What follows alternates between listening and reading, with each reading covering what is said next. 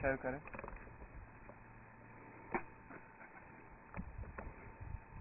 Çocukları görmedik ki bundan.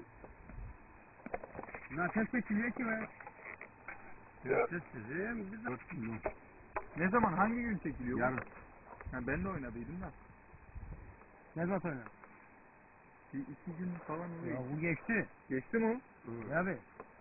Perşembe gün bir çekiliyor. Tuğbalı şimdi. Cuma, cumartesi, pazar için çekiliyor. Ha. Yarın gün yapıştır gene be. Belki düşer bir Bizim haftalık mı orada? Bizim hafta 2 defa çekiliyor şimdi. Burada. Haftada bir kere bizde. Burada 2 defa. Perşembe gün bir de pazar gün. Sen oynadın mı Alev? Oynadı Alagam sabahtan beri oynuyor. Alagana çıkacak da şaşıracak sonra kendini. Ya Alagama akşam oluyorsa akşam oluyor da çıkar. Hani ilk başına koy. Nasıl padne çekiliyor?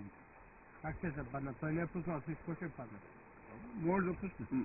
Но цялото село ще купа сос. Сос. Да не се разсуга, да се на сосица.